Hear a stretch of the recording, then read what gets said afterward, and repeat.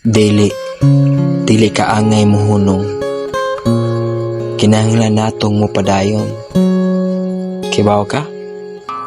Sayang manggod nga atong kakapoy ang sakripisyo nga ato nang gi pagawas, ato nang gi hatag.